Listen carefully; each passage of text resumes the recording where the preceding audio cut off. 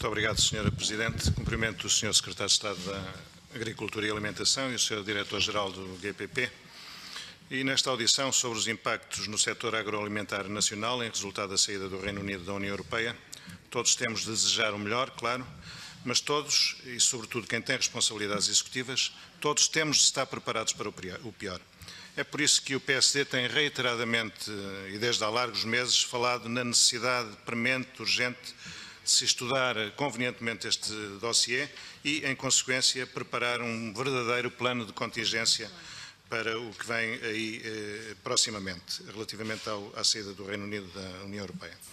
De facto, o setor agrícola, agroalimentar, mar e florestas, como o Sr. Secretário de Estado referiu, exporta mais de 600 milhões de euros para o Reino Unido e só no setor agrícola e agroalimentar mais de 300 milhões de euros.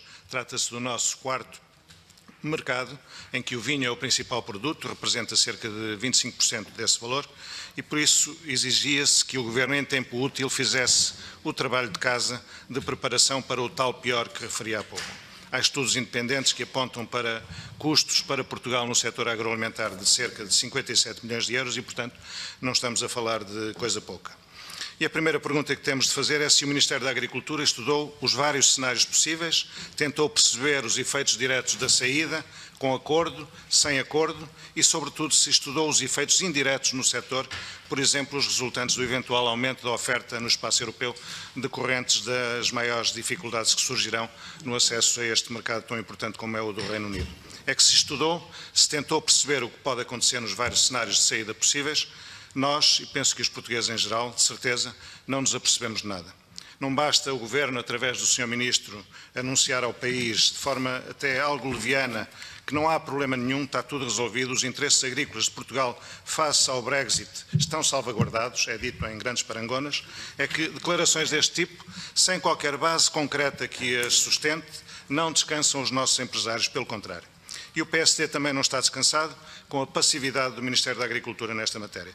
E não estamos descansados, tanto mais que num cenário de saída sem acordo, que ninguém pode excluir, apesar da votação de ontem no Parlamento Britânico, que foi em sentido contrário, pode haver uma saída sem acordo e gerar-se-á um ambiente de retaliações, eventualmente retaliações mútuas, em que o setor agroindustrial português pode ser particularmente prejudicado, dada a nossa situação de periferia e de maior fragilidade e até facilidade em dispensar ou substituir os nossos produtos. Por exemplo, o vinho, que é o principal produto português agroalimentar exportado para o Reino Unido, não é um bem de primeira necessidade e, por isso, estamos mais expostos e no tal ambiente de retaliações mútuas entre os dois espaços económicos, há de facto o risco de servirmos de moeda de troca para a defesa de outros produtos da União Europeia, mais indispensáveis ou até oriundos de países mais poderosos. Este é um aspecto que não podemos descurar, temos de estar muito vigilantes para com o que pode acontecer, não só na relação União Europeia-Reino Unido, mas também dentro da própria União Europeia na relação com os nossos parceiros europeus. E não vemos do Governo qualquer tipo de preocupação com estas matérias. Apenas se diz que não há problema, está tudo salvaguardado. Depois há a questão da falta de informação de que as empresas do setor agroalimentar se vêm queixando, sobretudo as pequenas e médias empresas, as maiores empresas, não sentirão tanta falta desta informação.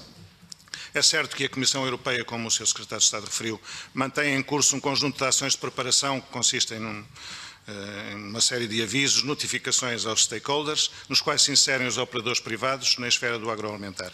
A DGAV tem dado, efetivamente, conhecimento público de alguns avisos relativos aos biocidas ou às novas exigências em termos de fitossanidade dos hortofrutícolas na venda para o Reino Unido e pouco mais. Isto não basta. Exige-se que o Ministério da Agricultura pois seja mais proativo na informação, na orientação, na transposição para os operadores nacionais dos tais avisos, das tais notificações da Comissão Europeia, no sentido de os preparar melhor para o choque que se sabe que vai acontecer e é inevitável. Perguntamos por isso o que está não a Comissão Europeia a fazer, nós sabemos o que estão a fazer, mas o que está o Ministério da Agricultura a fazer neste domínio.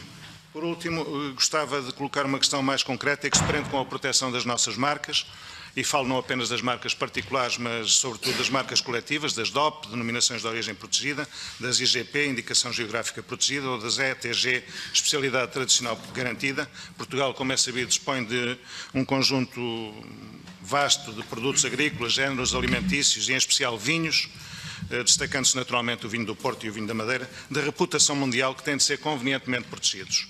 Sabemos que a Comissão Europeia, num cenário de saída do Reino Unido com acordo, estabeleceu um período de transição que garante a proteção até que um novo acordo seja concluído neste contexto, mas e se o Brexit for sem acordo, como é? Está preparado algum plano de contingência para a defesa de Portugal neste domínio tão importante para o nosso agroalimentar e para as nossas grandes marcas que bem conhecemos e bem gostamos de saborear? É que nos constou-nos dos contactos que estabelecemos com alguns operadores que há alguns constrangimentos de ordem financeira por parte das entidades que têm a responsabilidade de salvaguardar estas indicações geográficas, nos tais processos de registro no Reino Unido e que por isso poderão não ter, devido a esses constrangimentos financeiros, pode depois não haver tempo útil para garantir o registro dessas marcas coletivas. E seria desastroso, como todos saberemos, ou percebemos, se um dia destes víssemos nas prateleiras dos supermercados do Reino Unido garrafas de British Port Wine ou British Madeira Wine.